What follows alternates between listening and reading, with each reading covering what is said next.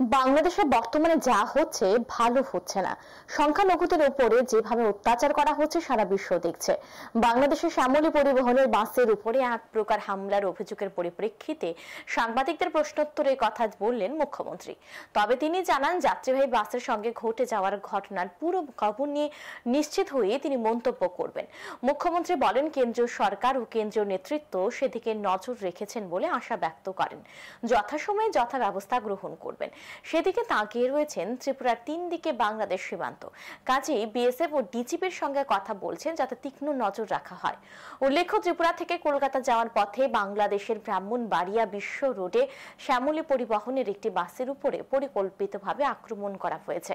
এই ঘটনায় আতঙ্কিত হয়ে পড়েন গাড়িতে থাকা ভারতীয় যাত্রীরা। বাসটি বিশ্ব রোডের এক পাশ ধরেই যাচ্ছিল। অভিযোগ, আচমকা বাসটিতে উদ্দেশ্য প্রণোদিতভাবে ঘটনার কবলে ফেলার জন্য ধাক্কা দেয় পণ্যবাহী একটি ট্রাক। একটা সময়ে রাস্তায় থাকা একটি অটো বাসের সামনে চলে আসে এবং শ্যামলী বাসটির সঙ্গে সংঘর্ষ হয়। এই ঘটনার পর স্থানীয় লোকজন বাসে থাকা ভারতীয় যাত্রীদের ক্রমাগত হুমকি দিতে থাকে বলে অভিযোগ।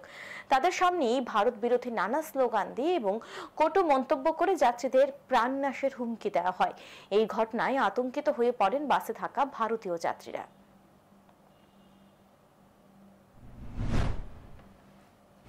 কোনো অবস্থায় এগুলো মানা যায়, এখনো সময় আছে, শুধরে গেলে ভালো। আদারওয়াইজ তো আমি শুনেছি, আজকে আমি হলে ঢোকার আগেই এই খবরটা আমার কাছে এসছে।